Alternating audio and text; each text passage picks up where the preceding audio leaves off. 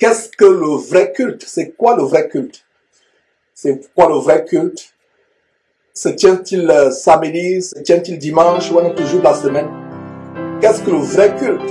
Et nous avons été tellement emportés par beaucoup de traditions, par beaucoup de coutumes humaines qui se sont éloignées du standard de la parole de Dieu. Nous ne devons pas suivre les coutumes des hommes. D'ailleurs, la religion, la première définition de la religion humaine, ce n'est qu'un paquet de coutumes, de traditions qu'on associe à Dieu. Et Dieu n'y est pas. C'est pour cela que vous avez toutes ces religions, que ce soit les religions soi-disant chrétiennes, le protestantisme, le pentecôtisme, la religion catholique romaine, la religion presbytérienne, luthérienne, etc. Ça, c'est les inventions des hommes. Et ils ont toutes sortes de cultes.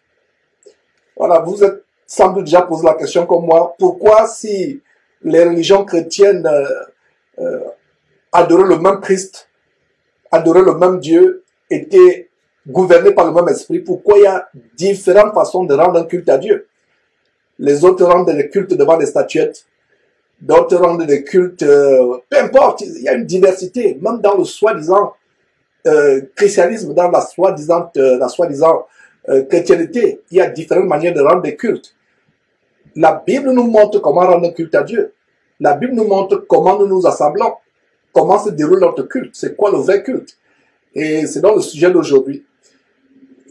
Différentes religions, même celles qui sont hors qui n'associent pas Jésus-Christ, telles que les bouddhistes, les hindouistes, les musulmans, chacun a une manière d'aller à Dieu. Mais nous, avec la parole de Dieu, surtout le Nouveau Testament, parce qu'il y avait deux manières de rendre des cultes à Dieu. Et dans l'Ancien Testament, c'était avec le sang des animaux, toutes sortes de cérémonies, des ablutions, des choses qu'il fallait faire, l'association des huiles d'onction, l'association de l'encens dans l'Ancien Testament, des animaux qu'on devait immoler à l'autel. Et Christ nous a mené la nouvelle voie de comment nous l'adorons, de comment nous rendons nos cultes. Et ces réunions d'église comme aujourd'hui, bien de fois c'est le paganisme.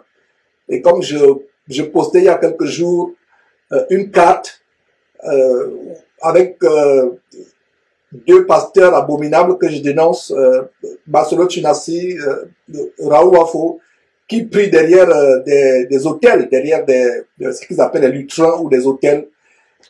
Si un pasteur prie derrière un hôtel, ou fait un culte derrière un hôtel, prie entre guillemets, ou prêche entre guillemets derrière un hôtel, c'est une hérésie. Les hôtels dans l'Ancien Testament avaient deux significations. Une signification satanique et une signification divine. Par rapport à la signification satanique des hôtels, c'était les endroits où les adorateurs des Astartés, des Baals et toutes sortes de divinités sataniques, c'est là où ils offraient des sacrifices aux démons. Ça, c'est la signification de l'autel. Vous avez des peuples aussi lointains que les Moab, les Édomites et autres, ou les Philistins, qui avaient des autels. Ils avaient des temples avec des autels. Ils avaient plusieurs temples avec des autels. Ça, c'était sur le plan, enfin, dans le côté de la signification satanique des autels. Ils faisaient des sacrifices aux démons. Aujourd'hui, nous n'avons plus des autels en tant que chrétiens. Et dans l'Ancien Testament, la signification divine des autels, c'était des endroits où on sacrifiait des animaux, où on immolait les animaux en holocauste. Et quand vous lisez holocauste ou entendez holocauste dans la Bible, c'est tout simplement le sacrifice. Donc les autels dans l'Ancien Testament, c'était des endroits où on répandait le sang des animaux en sacrifice à Dieu. Et ce sang servait aussi à la purification, à l'expiation ou purification des péchés.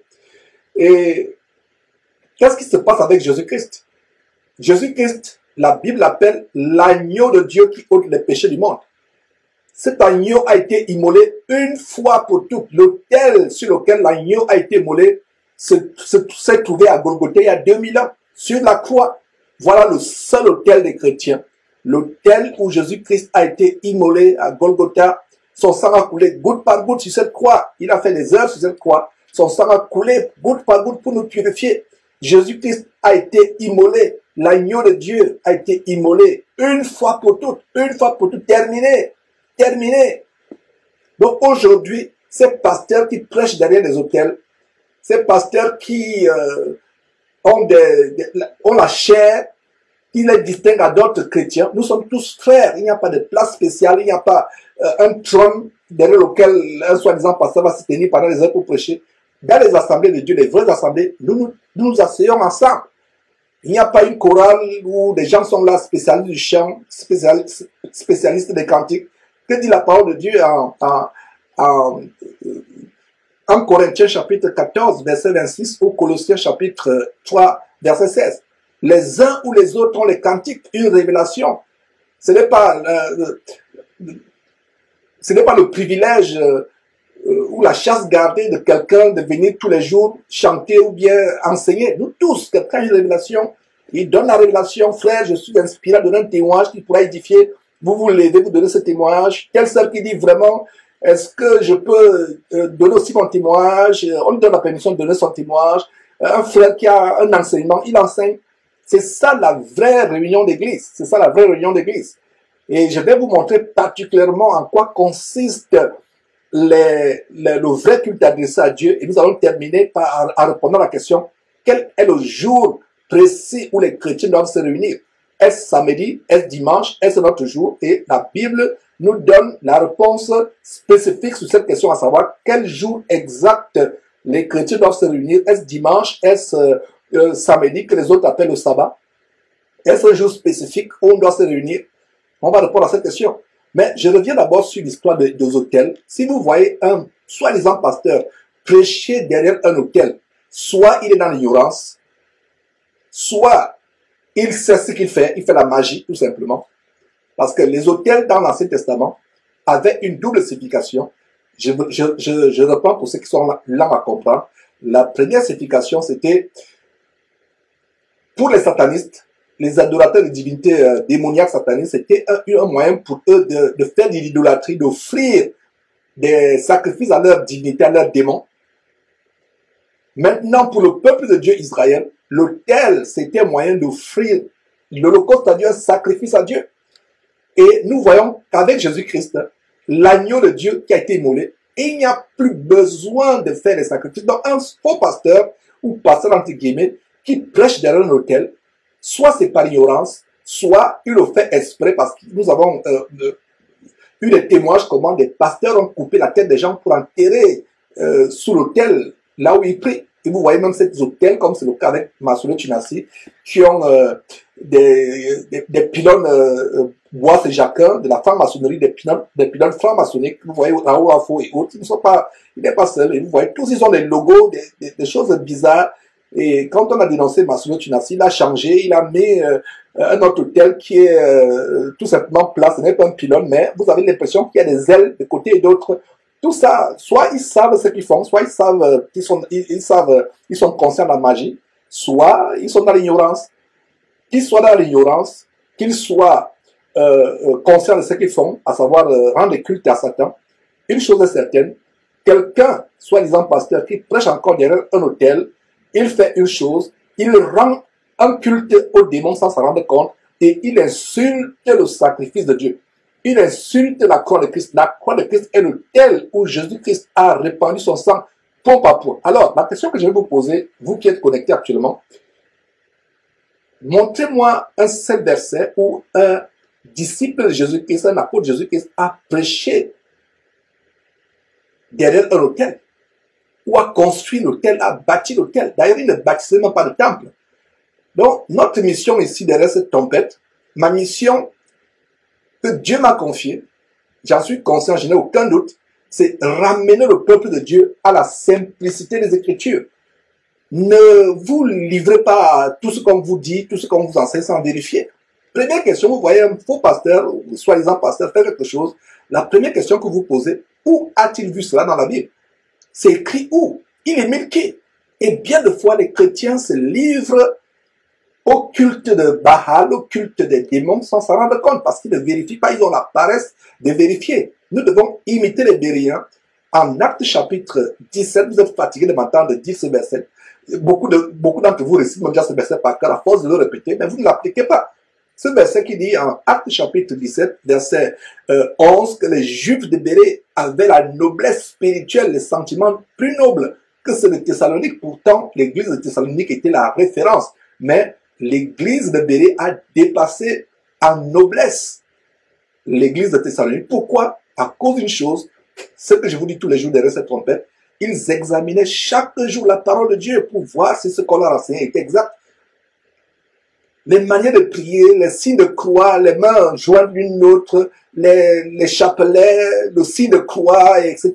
C'est des choses que beaucoup font sans s'en rendre compte, par ignorance, mais en le faisant par ignorance, il y a des conséquences spirituelles sérieuses. Ils se lient à des démons, ils ouvrent la porte de leur famille, la porte de leur corps, la porte de leur esprit, ils l'ouvrent grandement ouverte aux démons. Il y a des conséquences. Et le vrai culte, mes frères et sœurs, le vrai culte, c'est quoi le vrai culte? Il y a des gens qui disent, je vais dimanche à l'église, je vais dimanche. La Bible dit, 1 Corinthiens chapitre 3, verset 16, ne savez-vous pas que vous êtes le temple de Dieu? Nous sommes le temple de Dieu. Le temple, quand Jésus-Christ a dit, détruisez ce temple, en 3 jours je le rebâtirai, il parlait du temple, que non seulement son corps devait constituer après sa résurrection, mais aussi et surtout l'union, l'harmonie spirituelle entre Jésus et nous, étant le corps de Christ. Nous sommes le corps de Christ, Jésus est la tête de son église. Voilà le temple. Est-ce qu'il y a un endroit spécifique pour louer Dieu? Il n'y a pas d'endroit spécifique. Ça peut être à la cour, ça peut être dans une chambre, dans un bureau, dans un champ, sur une plage. Peu importe, pourvu qu'il y ait toutes les conditions de bienséance, d'harmonie et d'autres. Mais si vous voyez quelqu'un qui dédicace un temple, une chapelle, une cathédrale spécifique ou une synagogue, comme la synagogue de Tibi Joshua, cet abominable faux pasteur, qui est en train d'être dénoncé. Il y a une femme qui de plus en plus la dénonce, comment il a fait des abominations, même sur le plan sexuel, des choses terribles, mes frères et sœurs. Peut-être nous reviendrons sur cela. Mais quand vous voyez les gens ayant des synagogues, ayant des temples, des bâtisses, cela n'est pas la parole de Dieu. Posez-vous la question, quel est le disciple qui a bâti un temple? Aucun. Quel est le disciple qui a bâti une cathédrale, une synagogue? Aucun, ça n'existe pas. Le seul dont l'argent a acheté le terrain, c'est celui qui a vendu Jésus-Christ. Donc ce n'est pas surprenant que ces faux pasteurs, vendant Jésus-Christ, prennent l'argent de la vente, achètent le terrain pour construire des temples. Et vous allez me demander, Georges, comment vendent-ils Jésus-Christ? Jésus-Christ, en Apocalypse chapitre 19, verset 13, il a dit que son nom, c'est la parole de Dieu. Donc, si quelqu'un commence à vendre les cours bibliques, soi-disant bibliques, à vendre les baptêmes, à vendre les séminaires, faire payer l'entrée à cela, et ils vous exploitent, ils vous ruinent. Et avec cet argent, qu'est-ce qu'ils font? Ils construisent des temples, ils achètent des terrains. Ce n'est pas la volonté de Dieu d'avoir un endroit qu'on appelle l'église. L'église telle. Et même des personnes qui, par le passé, j'ai connu des jeunes frères qui ont commencé très bien en enseignant la parole de Dieu. Je pensais être des frères qui sont sur la voie. Mais ils ont été plus tard séduits par la tentation d'avoir aussi un bâtiment où ils se réunissent dimanche. Quand vous voyez un groupe de soi-disant chrétiens, ils ont commencé, ils prient de maison en maison, après, ils commencent à avoir des pensées, des idées telles qu'achetons un terrain, achetons un bâtiment. Ils sont en train de prendre la voie de l'apostasie, la voie de la dérive. Nous devons suivre exactement ce que les disciples ont fait. Il y a des gens qui me disent, Georges, si on se multiplie, on va faire comment? Je vais pour la question, aucun de vous aujourd'hui ne pourra avoir l'impact que Pierre et Jean ont eu en quelques jours. Le premier jour, le jour de la Pentecôte, le Saint-Esprit est descendu, le jour où l'église est inaugurée, il y a combien de personnes qui sont converties? Plus de 3000 personnes qui sont converties. Le seul jour, les personnes sont converties. Alors, ils ont construit un temple? Non. Et plus tard, qu'est-ce qui se passe? Quelques jours après, à l'occasion de la délivrance, de la guérison miraculeuse, extraordinaire de cet homme boiteux de naissance qui était âgé de près de 40 ans, qu'on plaçait à la porte du temple, ce jour encore, environ 5000 personnes sont ajoutées. Donc, en quelques semaines, des milliers de personnes, près de 10 000 personnes. Pierre a construit un temple. Non. Tous ces gens étaient à Jérusalem. Et d'ailleurs, qu'est-ce qui s'est passé? Pour vous qui avez suivi la série de lecture approfondie du livre de Actes, chapitre et verset après verset. Nous avons vu au chapitre 9, d'abord au chapitre 8, comment à cause de la persécution d'Étienne, à partir même du chapitre 7, on a vu comment à cause de la persécution d'Étienne, ils n'étaient plus agglutinés à Jérusalem, ils sont répandus dans les villes avoisinant les villages. Et c'est comme ça que c'est comme ça que Philippe se retrouve en train de prêcher à la Samarie. Et non seulement il a un grand ministère de la Samarie en quelques jours, plus tard, quand l'ange lui de sortir de la Samarie, d'aller vers le sud, qu'est-ce qu'il rencontre? Qui rencontre-t-il, pardon? Il rencontre un Éthiopien qui retournait de Jérusalem où il était parti pratiquer le judaïsme. Et voilà comment cet Éthiopien laisse le judaïsme pour devenir chrétien. Alors, ce que je vais vous dire, c'est que aucun disciple n'a conçu un temple. Aujourd'hui, on va vous dire, ok, habillez-vous, endimanchez-vous. Il y a des habits spéciaux que vous devez venir mettre parce que vous êtes dans la présence de Dieu. On est dans la présence de Dieu 24 heures sur 24 heures. Hein? Les enseignements tels que, oh, on va vous dire, sœur ou frère, hein? Habillez-vous correctement. Hein? Ces pasteurs qui entraînent les sœurs à vivre dans la volupté parce qu'ils veulent remplir tout simplement, ils veulent sans que vous en rendiez compte, sœur, tu deviens un moyen de publicité. Il y a même un faux pasteur nigérian, docteur homme de feu, qui disait aux femmes de s'habiller comme des prostituées afin d'attirer les gens. C'est-à-dire quand les gens vont vous voir vous habiller avec des pantalons serrés, avec des robes moulantes, avec des bijoux flashy, les gens vont venir. On vous dit d'avoir une manière spéciale de vous habiller pour aller à Dieu. On va à Dieu tous les jours et on va voir cela. Alors, avant cela, voyons ce que c'est le vrai culte. Mes frères, je n'aime pas beaucoup parler sans vous ouvrir la parole de Dieu, mais c'était une très bonne introduction. Donc, nous allons voir ce que c'est le vrai culte. Le vrai culte. Le culte, c'est un endroit de sacrifice. C'est un endroit où nous offrons à Dieu notre corps en sacrifice, en holocauste. C'est ça le vrai culte. Il ne s'agit pas d'aller à un endroit dimanche pour dire que je vais à l'église faire quoi que ce soit. Nous sommes l'église. Et l'église se réunit de maison à maison. De maison à maison. Donc, regardez mes frères et sœurs. Romains chapitre 1, c'est juste après le livre de Actes. Je vais dire chapitre 1, non, c'est pas le chapitre 1, chapitre 12 plutôt. Romains chapitre 12. Très grand verset. Lisons ensemble ce verset. C'est un verset que vous qui êtes assidus à ces enseignements, vous connaissez déjà. Certains d'entre vous mémorisent même déjà. Romains chapitre 12.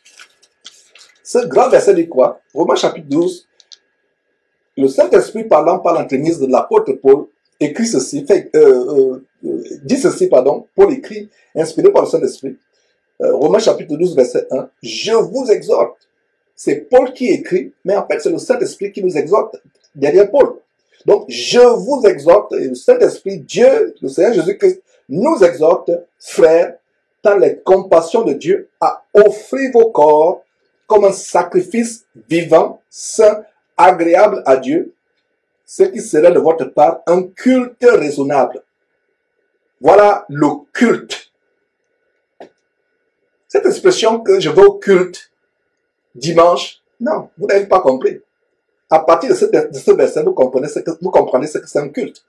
Votre culte, ce n'est pas un dimanche. Je pense que si vous êtes tellement intelligent et vous avez le discernement, vous avez déjà compris. Vous avez déjà aussi eu la réponse à la question, est-ce qu'on doit se réunir dimanche ou samedi ou un jour particulier? Mais on reviendra sur cela. Un culte à Dieu, c'est tous les jours, 24 heures sur 24 heures. 24 heures sur 24 heures, on vous dit, habillez-vous correctement pour aller à l'église, aux sœurs, habillez-vous convenablement, n'allez pas devant Dieu étant un haillon, etc. Non, on est devant Dieu tous les jours. Même dans le secret de ta chambre, il n'y a pas un moment spécifique d'être devant Dieu. Ces chrétiens du dimanche, vous voyez ces sœurs soi-disant, la plupart des églises c'est les sœurs en Christ surtout s'habillent comme des prostituées, vont dimanche comme des prostituées. Mais il y a même encore ces soi-disant églises où on est encore, en quelque sorte, la crainte de Dieu. On encourage les sœurs à venir de manière décente, longue jupe, bien habillée. Mais dès qu'elle sort de là, elle reprend ses tenues de prostituée. Donc vous vous habillez convenablement, vous couvrez votre corps avec les longues jupes, avec les habits décents seulement le dimanche. Le dimanche, qui vous a dit que c'est seulement le dimanche vous louez Dieu? Qui vous a dit que c'est seulement le samedi ou le lundi? Je pense que vous avez déjà la réponse à cette question. Qui vous a dit? On vous dit habillez-vous décemment. Et si vous voyez, et il m'est arrivé moi-même, mes frères et sœurs, que ce soit par Facebook, que ce soit par les réseaux sociaux, que ce soit par physiquement, il nous est arrivé de voir une sœur qui vient dimanche à nos réunions d'église ou tout autre jour où on se réunit. Vous la voyez descendre, mais on est choqué de la voir ayant un pantalon serré, ayant des gros talons, des longs talons, pardon, pas des gros, des longs talons, ayant la peinture sur le visage, sur les paupières, sur le visage, sur les joues, sur les lèvres, ayant la peinture. On est surpris. Mes frères et sœurs, on est tellement surpris. Et elle-même, de fois, la personne se cache. Mais on l'a déjà vu. Elle se cache et dit, oh, ils m'ont vu. Tu te caches devant qui? Tu ne te caches pas devant les frères en Christ, tu te caches devant Dieu. Et vous voyez l'hypocrisie. Vous vous habillez correctement parce que vous allez soi-disant dimanche, parce qu'on va vous dire, devant Dieu, vous habillez convenablement. Et les autres jours, donc le dimanche, votre jour de réunion, vous vous habillez convenablement. Et les autres jours, vous êtes habillé en prostituée, ou toi, frère, tu es habillé en voyou. Non. Nous devons être habillés convenablement. Si un prédicateur te dit, sœur, habille-toi seulement bien pour aller à l'église, pour ne pas tenter les gens à l'église. Mais qu'en est-il de t'habiller bien pour ne pas amener ton voisin à pécher contre Dieu et à commettre la fornication avec toi? Que dit la parole de Dieu? Si quelqu'un en Matthieu chapitre 5, l'un des premiers grands sermons du Seigneur Jésus-Christ, en Matthieu chapitre 5, je vous ai dit, si vous voulez comprendre, avoir le résumé de tout ce que Jésus a enseigné, lisez Matthieu chapitre 5, Matthieu chapitre 6 et Matthieu chapitre 7. Lisez de temps en temps, ne serait-ce qu'une fois par mois. C'est 3 chapitres. Pour avoir la crème de ce que Jésus a enseigné. Alors dans Matthieu chapitre 5, Jésus dit, si quelqu'un regarde seulement une femme pour la convoiter, cette personne qui regarde une femme pour la convoiter a déjà commis l'adultère avec cette personne dans son cœur. Donc, toi, ma sœur, qui t'habille de manière sexy, on te dit, habille-toi seulement correctement quand tu vas à l'église. Ça, c'est encore les soi-disant églises où il y a encore un peu de pudeur. Pour les autres églises, oh là là, c'est la prostitution tous les jours. Mais les autres églises où on a quand même un peu la crainte de Dieu, où on fait semblant de craindre Dieu, on va vous dire, habillez-vous seulement, vous n'avez pas besoin d'être habillé modestement, convenablement. Habillez-vous seulement quand vous venez devant la présence de Dieu. Devant la présence de Dieu, vous êtes bien habillé, n'est-ce pas? Ça, c'est le paraître. Ça, c'est l'hypocrisie, vous vous moquez de Dieu. Et quand vous sortez de là, qu'est-ce qui se passe? Vous reprenez vos tenues de prostituée, vous reprenez vos bling-bling, vos peintures que vous mettez sur le visage, et qu'est-ce qui se passe? Le voisin qui te voit, le collègue de travail, ou le camarade de classe ou d'université, de collège qui te voit, qui sera séduit par ta mise de prostituée. Inconsciemment, voilà comment tu entraînes des foules de personnes à l'enfer et tu vas dimanche de manière modeste, comme ce baptême que nous avons dénoncé à la porte ouverte pour l'enfer de Mulhouse. Il parle de la porte ouverte de Mulhouse, cette église abominable, mais que j'appelle la porte ouverte pour l'enfer. Un documentaire de la télévision française que nous avons relayé derrière Jésus-Christ TV. Une jeune femme qui va à l'église en pantalon serré, le t-shirt montre le nombril, le ventre ouvert, pour le jour de son baptême. Regardez comment elle va se baptiser. Pantalon serré, nombril, le nombril dehors, le ventre dehors, va se baptiser. On lui met une robe blanche. Elle va dans une salle, elle enlève son attirail, son accoutrement, ses engoncements de prostituée. Et on lui donne une robe blanche et on la baptise. Elle est là comme un ange. Elle est là innocente, pieuse, on la baptise. Et quand le baptême finit, elle reprend dans la chambre, elle remet son pantalon serré, elle remet sa robe. Est-ce que vous voyez à quel point nous sommes arrivés? Restons un peu sur ce verset. Lisons encore ce verset. Romains chapitre 12, verset 1. Je vous exhorte, frères, par les compassions, regardez, par les compassions de Dieu. Paul supplie les frères, il supplie les frères romains, il dit, s'il vous plaît, frères, s'il vous plaît, et si vous lisez Romains chapitre 1, comment l'église de Rome était gangrenée par l'homosexualité. Gangrenée par l'homosexualité. Il y avait des gens qui n'étaient pas véritablement convertis, qui venaient toujours avec leur pulsion homosexuelle et autres. Donc l'église de Rome avait un problème sérieux et regardez comment Paul les supplie, Romains chapitre 12, verset 1. Je vous en supplie, je vous exhorte, exhorter c'est encourager. Je vous en supplie, frères, par les compassions de Dieu, Dieu est compatissant, lent à la colère, il est lent avec nous pour que nous changions. Je vous en supplie à offrir vos corps, pas vos cœurs. Les gens qui disent que Dieu ne regarde pas le cœur, Dieu ne regarde pas le corps, pardon, ils disent Dieu ne regarde pas le corps, il regarde seulement le cœur. Regardez ce verset. Ce verset dit cœur, offrir vos cœurs, à offrir vos corps, corps, C-O-R-P-S, à offrir vos corps à Dieu comme un sacrifice vivant, saint, agréable, ce qui sera de vous, ce qui sera de votre part un culte. Regardez le culte. Voilà le verset au centre de cette exhortation. C'est quoi le vrai culte? Le vrai culte n'est pas dans un bâtiment. Donc cessez de dire, je vais au culte. Ton corps et toi, vous formez un culte à Dieu 24 heures sur 24 heures. Mes frères, si on peut comprendre cela, ma prière, c'est qu'on comprenne à partir d'aujourd'hui, vous ne penserez plus au culte en tant que culte. Ça, ce n'est pas un culte, ça, c'est une communion avec les frères. Chacun offrant un culte à Dieu 24 heures sur 24 heures. Quand vous vous réunissez, soit dimanche, soit samedi, soit lundi, soit mercredi, peu importe l'heure à laquelle ou le jour auquel vous vous réunissez, chacun offrant déjà un culte par un sacrifice vivant de son corps qui est vivant. Le contraire de vivant, c'est mort, c'est mort. Le contraire de saint, c'est impur, malsain. Le contraire d'agréable, c'est désagréable. Alors, tu offres à Dieu ton culte. Donc, le culte, c'est chacun de nous qui offrons un culte à Dieu 24 heures sur 24 heures. Que ce soit en présence des frères ou à l'absence des frères, parce que Dieu nous voit. N'oubliez pas ce que Jésus dit en Matthieu chapitre 28 vers la fin. Je serai avec vous tous les jours de votre vie. Tous les jours. Il n'y a pas un seul jour où Jésus n'est pas avec ses vrais élus, ses vrais petits frères et sœurs. Il n'y a pas un jour. Si Jésus a dit en Matthieu chapitre 28, je serai avec vous tous les jours de la vie. Tous les jours. Donc, vous prenez un jour de culte, soi-disant, alors Jésus dit qu'il est avec vous tous les jours.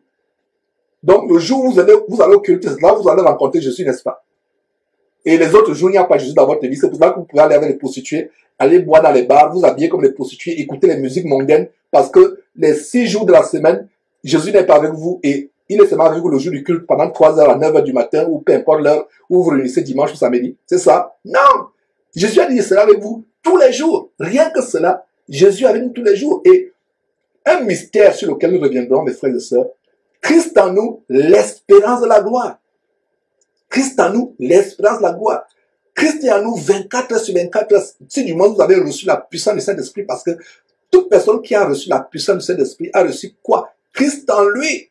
Tu as Christ en toi 24 heures sur 24 heures. Lui-même, il a promis que je serai avec vous tous les jours.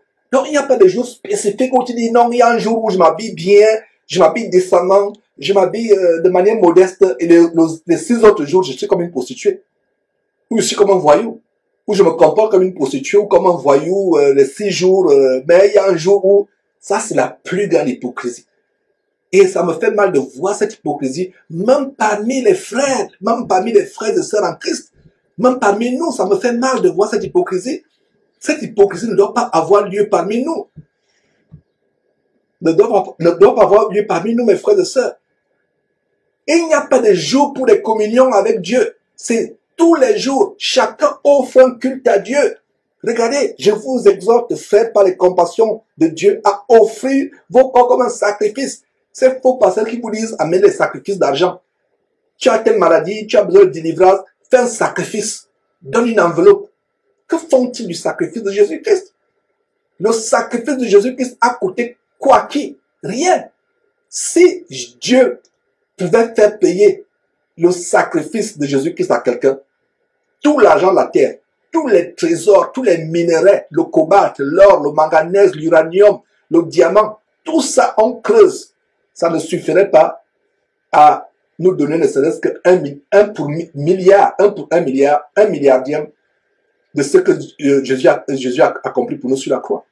Tout l'argent de la terre, tous les trésors, les diamants, l'or de la terre ne peuvent pas acheter ne serait-ce qu'une petite goutte microscopique du sang de Jésus-Christ. Comprenez cela? On va vous dire, faites un sacrifice. Avant de te guérir, avant de résoudre ton problème, ma soeur, tisse une alliance avec ton pasteur. Donne une enveloppe. Une alliance, c'est lui qui est mort sur la croix pour vous. Pour qui est une alliance? Jésus qui est mort sur la croix a demandé quoi à qui? Pour faire une alliance. Faire un sacrifice. Donc, les gens qui me posent la question, Georges, comment on fait un sacrifice? Comment on fait un sacrifice? Voilà. Offrir à Dieu vos corps. Comme un sacrifice. Un sacrifice n'est pas aisé. Un sacrifice fait mal. Un sacrifice, c'est ce que vous offrez avec peine et douleur. Jésus-Christ a enduré le sacrifice suprême. Ces grosses pointes qui transperçaient les pieds et la paume des mains. Cette couronne d'épines qu'on a creusée, qu'on enfonçait, qui lacérait ses tempes, ses veines. Ce fouet en cuir, en laine de cuir, avec des terminaisons, des crochets en acier bien limés. Un coup de fouet faisait arracher la peau et la chair. On l'a fouetté jusqu'aux os.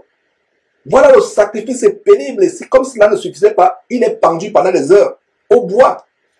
Chaque ligament se déchire, chaque ligament. Et qu'est-ce que Dieu nous demande en retour comme culte agréable? Voilà le vrai culte. Dieu nous demande d'offrir nos corps. Ça fait mal. Ça fait mal à un moment. Tu renonces à la pornographie à laquelle tu te plaisais. Tu renonces à l'ivrognerie, à la gloutonnerie. Tu renonces aux choses que tu aimes. Tu renonces. À un moment, ça fait mal. Du moins pour ceux qui sont encore charnels. Jésus n'a-t-il pas dit, si ton bras droit est pour toi une occasion de chute, coupe-le et jette-le loin de toi. Parce qu'il est préférable pour toi d'entrer étant manchot dans le royaume des cieux où il n'y aura pas de manchot que d'être jeté avec toutes tes deux mains dans le lac de feu et le souffle lanceur qui ne s'éteindra point. Mieux vaut pour toi entrer étant borgne, ayant un seul œil dans le royaume de Dieu, il n'y aura pas de borgne, que d'être jeté tout entier avec les deux yeux dans le lac de feu et de souffle qui ne s'éteindra jamais. Alors, un sacrifice fait mal. Voilà le culte. C'est quoi le vrai culte? J'ai répondu à la question. Voilà le vrai culte.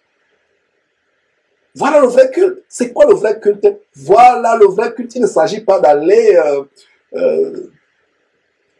chaque dimanche je vais au culte. Commençons à bien parler chrétien. Commençons à bien parler. À partir d'aujourd'hui, quand vous parlez culte, vous pensez à un culte. Voilà, ça commence par vous. Le reste, c'est une communion avec les frères.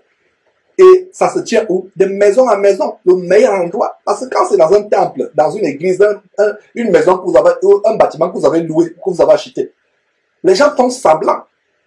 Il y a des fois dimanche, quand on se réunit, ceux qui se réunissent avec nous, ils peuvent venir me trouver en babouche. Il n'y a même pas d'heure. Quand on dit dimanche, c'est vrai qu'on commence peut-être à 11 h, mais il n'y a pas vraiment d'heure fixe. Nous devons passer de temps ensemble. On se connaît, je suis avec mes enfants, je suis avec mon épouse, les gens viennent, si c'est chez moi que ça va se passer. Et d'ailleurs, les réunions d'église de maison, c'est rotatif. Ce n'est pas l'endroit. Alors, si vous vous réunissez seulement dans un endroit précis, et un bâtiment que vous avez loué, et vous louez ce bâtiment, et qu'est-ce qui se passe?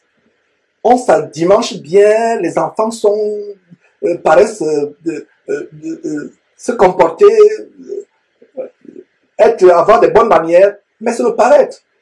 Parce que vous êtes endimanché, etc. Mais quand ça se tient dans les maisons, vous savez comment sont les enfants du frère ou de la sœur. Vous savez comment le frère se comporte avec comment le frère se comporte avec sa femme. Vous savez comment la sœur se comporte avec son mari. Vous savez tout.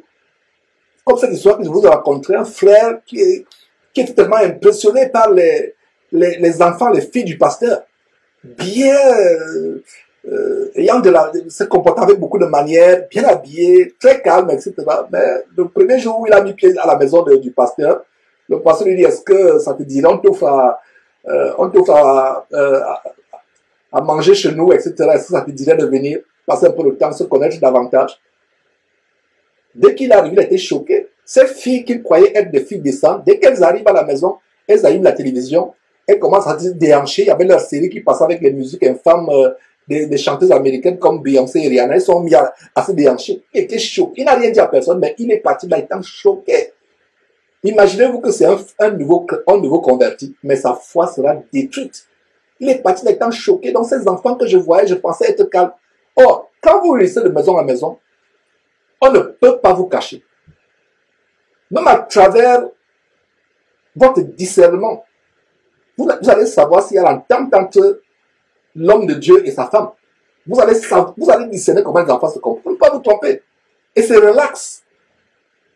Il n'y a pas de vêtements spéciaux. Mes frères, il n'y a pas de vêtements spéciaux. Il n'y a pas de tenue spéciale. Comme ça, ces églises-là, de forme, c'est la concurrence des habits. Si vous n'avez pas les habits, si vous n'avez que les rayons dans votre placard, vous ne pourrez pas aller à ICC. Ce sera la honte. Il faut peut-être que vous alliez voler les habits de votre sœur ou, je ne sais pas, prêter les habits pour aller à ICC dimanche. Si vous avez les rayons, vous n'entraînez pas. Et ça fait le complexe. Les gens ne vont plus pour Dieu, les gens vont pour se faire voir, pour faire voir leur tissage qui vient des cheveux sacrifiés au démon en Inde, pour faire voir leur dernier jean destroyer qui vient de sortir, etc. Pour voir la dernière chaussure dans le talon qui fait ravage. C'est la mondanité. Il y a même une sœur qui témoigne ici à Houston que quand elle se rendait, étant mondaine à l'époque, ne sachant pas ce que c'est le culte véritable, et cette sœur aujourd'hui connaît ce que c'est le culte véritable. Elle se rendait là-bas, à une des dénominations, et elle faisait exprès pour arriver en retard. Elle se perchait sur les talons comme un échassier qui est perché, je ne sais pas, comme un héron. Elle se perchait sur les talons, elle-même parfum, et elle avait un plaisir vraiment terrible quand les gens se retournaient pour la regarder. Et ça lui faisait plaisir, elle venait exprès. Elle a témoigné cela, qu'elle venait exprès en retard, pour que les gens sentent son parfum. Quand elle part comme ça, les gens se retournent. Or, c'était quoi? Sans s'en rendre compte, cette sœur elle était un agent de Satan sans s'en rendre compte. Aujourd'hui, elle est convertie, elle est modeste, elle est pieuse, mais combien de personnes elle a entraîné en enfer? Combien de personnes ont fait l'adultère avec elle selon la définition de l'adultère que je viens de vous partager en Matthieu chapitre 5 venant de Jésus-Christ? Que si un homme te regarde seulement, toi, sœur, pour te convoiter dans son cœur, il a déjà commis l'adultère avec toi. Même toi, tu ne sais même pas qu'il a commis l'adultère. Il a déjà commis l'adultère. Donc, que ce soit sur Internet, vous qui postez encore vos photos langoureuses sur Internet, vos profils, il y a des sœurs, quand elles me contactent sur WhatsApp ou sur Facebook, il y a plusieurs à qui je dis, sœur, est-ce que ça te dérangerait de changer cette photo de profil? Et s'il dit à une sœur de changer sa photo de profil, c'est parce que vraiment, elle est insolemment voluptueuse et frivole. Ça ne sied même pas à une sœur d'avoir une telle photo. Donc, on peut vous convoiter soit par Internet. Vous qui postez encore vos photos personnelles sur Internet, on peut vous convoiter. Même pas besoin de poster ces choses privées sur Internet. Et si vous vous entêtez à poster vos photos sur Internet, postez au moins des photos décentes. Donc, faites attention, le culte, regardez mes frères et sœurs. Le but de cet enseignement, c'est qu'à partir d'aujourd'hui, quand on parle de culte, ne pensez plus jamais aller au culte dimanche. Le culte, donnez-moi un autre verset où on vous dit culte, c'est quoi? Il y aura les exhibitions, les gens vont faire les danses prophétiques. Mes frères et sœurs, ça c'est le théâtre. C'est le théâtre. La plupart de ces soins dans les églises se sont transformés en des salles de théâtre, c'est des salles de cirque. Il y aura la séance de danse prophétique. Après la séance de prophétique, il y aura une performance du pianiste là qui va jouer ou du batteur. Il y aura maintenant la chorale qui va s'exhiber. Il y aura ceci, cela. Il y aura maintenant les gens qui vont défiler avec les offrandes pour venir déposer. C'est le cirque. Ça, ce n'est pas le culte. Donc, à partir d'aujourd'hui, cet enseignement aura atteint son objectif. Si toi qui le suis, tu réalises qu'à partir d'aujourd'hui, quand tu entends culte, c'est toi, c'est ton corps. Je relis ce verset, mes frères et sœurs. C'est un verset que j'ai toujours cité, mais aujourd'hui, j'ai eu à cœur vraiment par la grâce de Dieu d'amplifier ce verset. Romains chapitre 12, verset 1. Je vous exhorte, frères, par les compassions de Dieu, à offrir vos corps comme un sacrifice vivant. Le contraire vivant, c'est mort. Comme un sacrifice saint. Le contraire de saint, c'est pollué, impur, malsain. Comme un sacrifice agréable à Dieu. Le contraire d'agréable, c'est désagréable à Dieu. Donc, si tu n'offres pas ton corps de cette manière, tu es désagréable à Dieu. Tu es désagréable. Tu vas élever tes mains comme il est dit dans Isaïe, je crois, chapitre 1, si je ne me trompe pas, verset 15. Vous élevez vos mains, je ne vous réponds pas parce que vos mains sont pleines de sang. Vous élevez les mains, je ne réponds pas. Dieu ne peut pas répondre. Dieu n'exauce pas les pécheurs. Donc vous allez au culte, faire semblant. Toute la semaine, vous vivez comme une prostituée. Toute la semaine, vous vivez comme un voyou. Vous êtes débauché toute la semaine. Vous allez vous moquer de qui? Dimanche. On ne se moque pas de Dieu. Vous allez dimanche là pour faire le paraître. Vous ne vous moquez pas de Dieu, vous vous moquez de vous-même. Dieu ne vous écoute pas. Cette femme, dimanche, elle se lève les mains avec des ongles qui les font ressembler à des tigresses, etc. Le vernis sur les ongles, vous ouvrez. Vraiment, vous avez le culot. Vous prenez Dieu pour qui? Pour votre enfant. Vous allez au dimanche, vous levez les mains. Les mains ont les vernis. Dieu vous a créé avec les vernis. Pour lever les mains à Dieu avec les vernis. Dieu vous a créé avec cela. Pas du tout. Effectivement, il disait Ésaïe chapitre 1, verset 15. Notez ce verset. Quand vous étendez vos mains, je détourne de vous mes yeux. Quand vous multipliez les prières, je ne vous écoute pas. Les mains qui ont fait la masturbation la veille, les mains qui ont été posées sur les prostituées la veille, tu viens les élever au culte dimanche, Dieu ne t'écoute pas. Tu as le vernis aux ongles, tu as les cils là maintenant, les cils s'allongent comme ça et remontent comme cela, les cils. Quand tu vois les yeux comme ça, c'est pour faire quoi? C'est pour faire des clins d'œil à Dieu. Tu te moques de toi-même. Laissez ces choses. Recherchez la sanctification. C'est le culte de notre corps. Le corps est important, c'est le culte. Est-ce que vous saviez que c'est ça le culte? Ce n'est pas dimanche. C'est ça le culte. Voilà le vrai culte. Voilà le vrai culte. Vous élevez les mains souillées, les mains d'abomination, les mains qui ont touché les choses impures. Vous venez les élever dimanche matin. Vous étiez en boîte de nuit samedi. Vous venez avec les mains, vous élevez les mains. Ne vous moquez pas de Dieu. Vous vous moquez de vous-même. Voilà le vrai culte. Ce n'est pas aller dans une assemblée. Cette assemblée est remplie de débauchés. On vous dit, venez, habillez-vous, normalement, respectez la présence de Dieu dimanche. La présence de Dieu, c'est tous les jours. Dieu est avec nous 24 heures sur 24 heures. Ésaïe chapitre 1, verset 15, quand vous étendez vos mains, je ne fais pas quoi? Je fais quoi? Je détourne de vous mes yeux. Quand vous multipliez vos prières, je n'écoute pas. Et ces gens qui sont dans le péché, qui pêchent tout le temps, ils sont tellement zélés quand il faut prier. Vous voyez cette sœur-là, elle a la mise une position, vous la voyez, quand elle ferme ses yeux, elle est là, elle est en train de chanter les mains élevées vers Dieu. Vous pensez que c'est un ange, mais ce n'est même pas un ange. Peut-être c'est un ange déchu, parce que c'est quoi? Vous voyez les ongles comme une tigresse avec des couleurs multicolores, avec la peinture sur les ongles. Dieu vous a créé avec la peinture sur les ongles. C'est même une insulte. Le culte agréable, mes frères, c'est votre corps qui est saint, qui est pur. Dieu ne nous a pas créé avec ces choses. Vous insultez Dieu. Votre corps dégage le mensonge, les faux cheveux sur la tête. Vous dites que vous priez Dieu. Et pire encore, si vous refusez même de vous voiler. Il y a des sœurs qui disent, ah, moi je ne me voile pas parce que ma chevelure c'est un voile. Ta chevelure c'est un voile. Tu as même la chevelure sur la tête. Tu as la chevelure en plastique, en nylon sur la tête. Tu as la chevelure qui vient de l'Inde. Qu'on sacrifie au démon, au cadavre. Tu as même la chevelure de cadavre, tu as la mort sur la tête. Et comme ça ne suffisait pas, tu ne te vois même pas. Donc tu es doublement nu. Nu parce que tu ne mets pas le voile sur la tête. Nu parce que les cheveux qui sont sur la tête ne sont pas tes cheveux. C'est le plastique ou le nylon. Ou le caoutchouc, ou je ne sais pas quoi, ou peu importe, ou les cheveux qui viennent de l'Inde. Qui viennent des cadavres ou des cheveux sacrifiés aux idoles, aux démons en Inde. Je dois dire ces choses avec toute la sévérité afin que vous compreniez ce que c'est le culte. Le culte, ce n'est pas dimanche. Je vais au culte. Tu vas à quel culte? Montre-moi une personne, on a montré un apôtre ou un disciple de Jésus ou peu importe qui va en culte. Le culte, c'est avec ton corps, avec ton esprit, individuellement. Maintenant, quand tu te retrouves un jour de la semaine avec les frères, c'est la communion fraternelle. Allez lire encore, allez encore suivre l'étude de Actes chapitre 1 et 2. Même les premiers chapitres de Actes chapitre 1 jusqu'à 5, la communion, ils persévéraient dans la communion. Donc, vos réunions d'église là, ça s'appelle communion. Parce que nous sommes l'église. Le culte, c'est au niveau personnel. Il n'y a aucun verset dans la Bible où on parle de culte comme étant une réunion d'église. Montrez-moi ce verset, je vais croire. Montrez-moi un verset où il est dit que les chrétiens se réunissent et on appelle ça culte. Non, ça n'existe pas. Ce verset parle de culte de ton corps. Voilà ce qui sera de vous, mes frères, s'il vous plaît, disons encore ce verset. Romains chapitre 12, verset 1. Je vous exhorte donc, frères, par les compassions de Dieu, à offrir vos corps comme un sacrifice, comme un vivant. Le contraire vivant, c'est mort. Donc, beaucoup de chrétiens vont à Dieu et avec des sacrifices morts.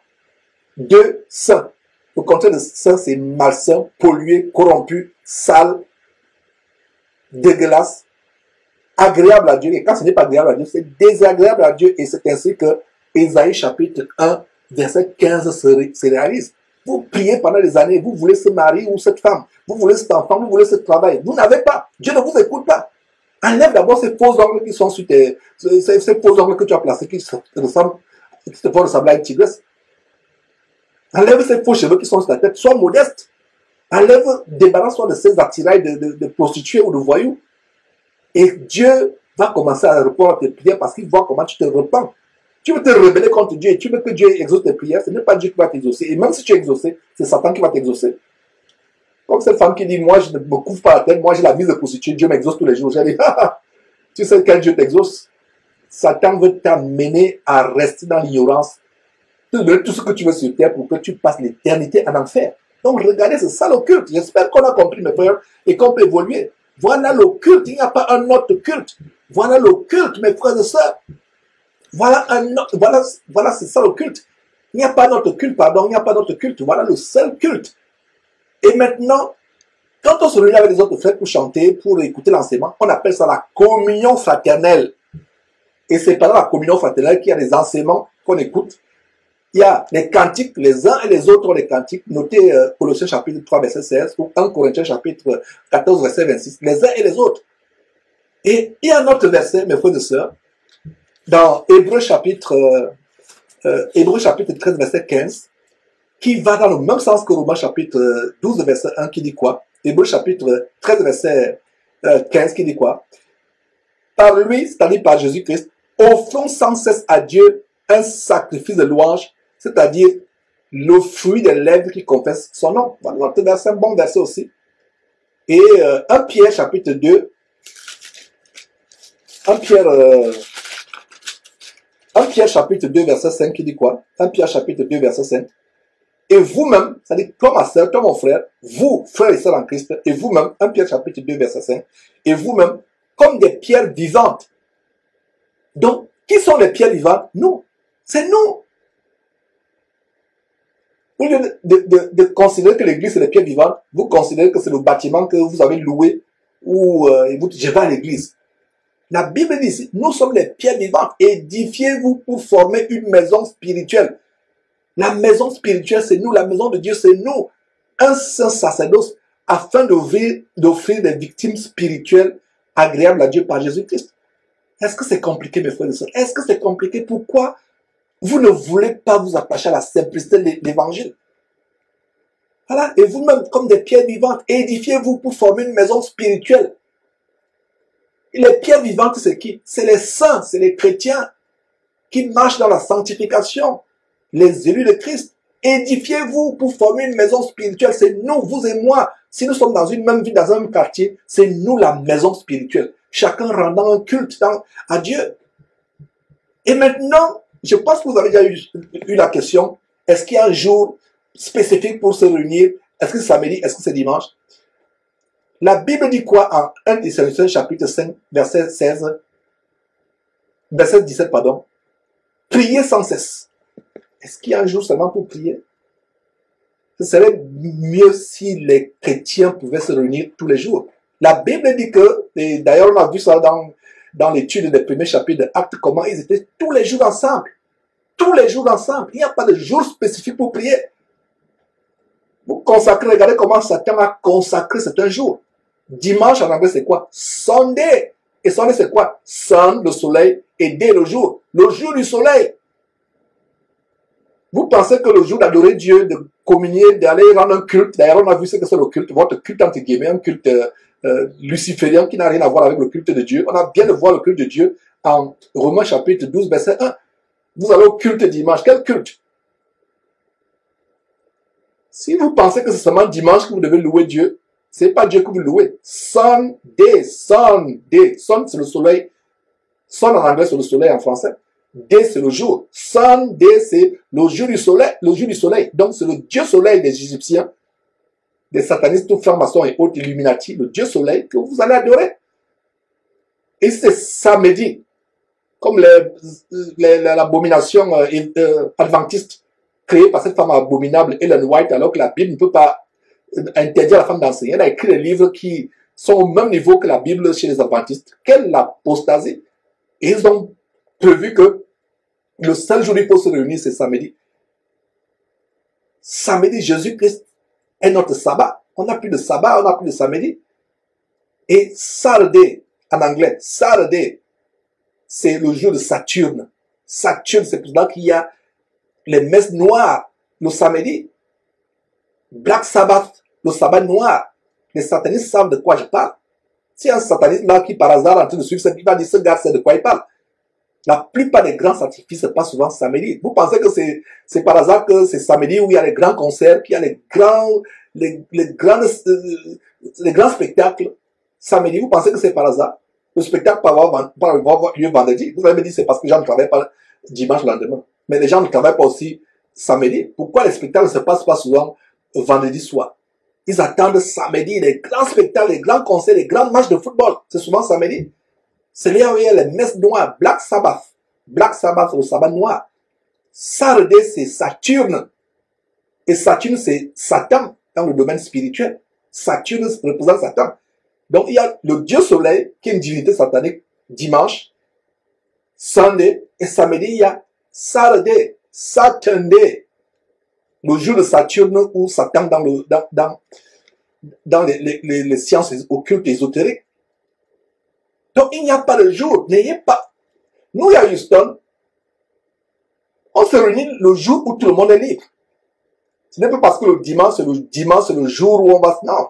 Quand c'est un jour férié, on peut se réunir, on va se réunir. Et c'est la volonté de Dieu qu'on se réunisse tous les jours. Mais malheureusement, dans des pays où les gens sont tellement occupés comme aux États-Unis, et peut-être en Europe aussi, ce n'est pas le cas en Europe, mais aux États-Unis, les gens sont occupés.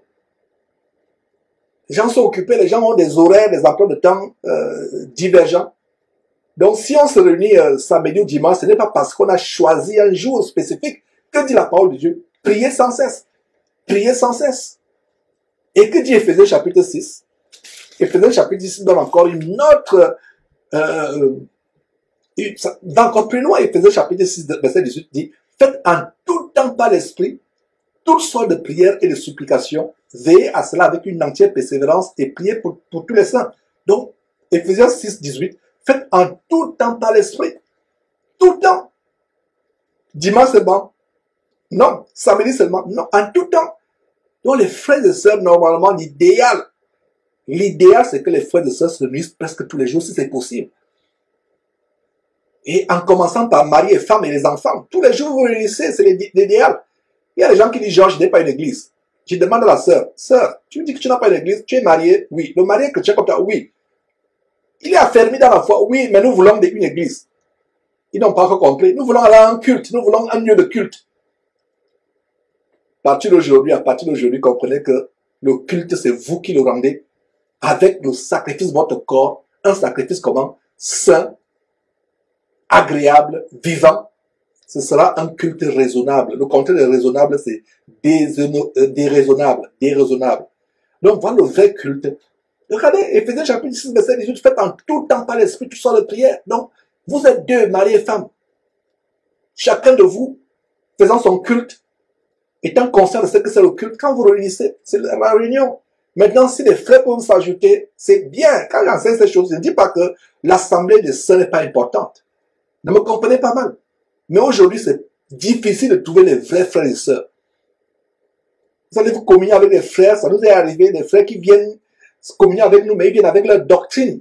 Ils ne sont pas prêts à se débarrasser des toiles d'araignée doctrinales qu'ils ont menées de leur camp de concentration, qu'ils appellent les églises. Ils ne veulent pas se débarrasser.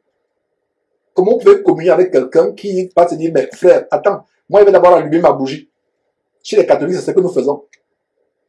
Ou alors tu vas te réunir avec un moment, il va dire, frère, c'est bien, on a lu Galates chapitre 3, mais je vais aussi prendre le livre des Mormons. Non, nous nous réunissons ayant la même doctrine que le Seigneur Jésus nous a donné, mes frères et sœurs. Donc, je pense que j'ai répondu à la question, qu'est-ce que le vrai culte? Le vrai culte, c'est Romains chapitre 12, verset 1, notre corps, un sacrifice tous les jours. Ça ne se passe pas seulement quand on va un jour spécifique, soit dimanche, soit samedi, ce sera vraiment l'hypocrisie, le mensonge. On ne ment pas Dieu, on ne trompe pas Dieu. Et est-ce qu'il y a un jour spécifique pour prier? Non, tous les jours. Si c'est samedi que vous êtes disponible, priez samedi. Si c'est dimanche, priez samedi, dimanche. Si c'est lundi, priez lundi. Si c'est même tous les jours, c'est merveilleux. Mais il y a des gens dans leur tête, ils lisent le jour du Seigneur. Regardez, il y avait des émissions en Afrique à l'époque, plusieurs années, je ne sais pas si ça existe encore, à la télévision gabonaise ou camerounaise, je ne sais pas dans quel pays exactement. Je voyais souvent, étant petit, du moins beaucoup plus jeune encore, je voyais une émission spéciale, le jour du Seigneur. Et aujourd'hui, on dit le jour du Seigneur, c'est dimanche. D'autres disent c'est samedi. Non! La Bible nous montre que le jour du Seigneur, c'est le jour où Jésus viendra juger le monde avec colère, où le monde va payer toute sa désobéissance, toute sa rébellion. C'est ça le jour de vengeance. C'est ça. Même Isaïe a parlé de ce jour du Seigneur. Même Jésus, quand il entre dans le temple, on lui donne la parole, il l'ouvre. Il est venu pour prononcer une année de grâce. Il s'est limité de parler plus loin parce que c'est Isaïe qui va plus loin en disant qu'il y aura un jour du Seigneur. Le jour de la grande rétribution, le jour de colère, un jour terrifiant. Mais aujourd'hui, on vous dit le jour du Seigneur, c'est samedi. Qui vous a dit? Montrez-moi un verset qui vous dit que le jour du Seigneur, c'est samedi.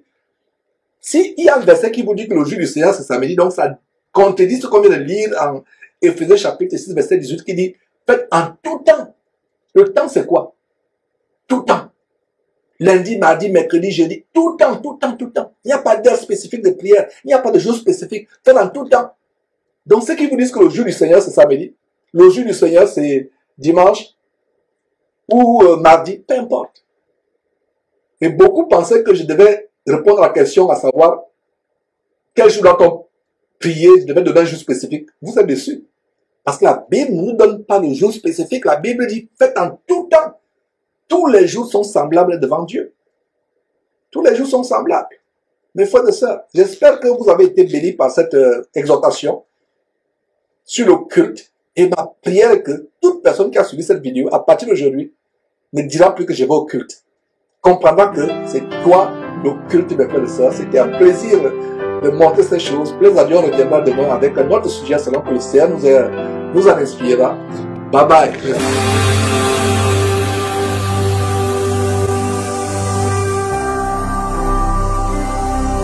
Jésus-Christ TV, vous connaîtrez la vérité et la vérité vous affranchira.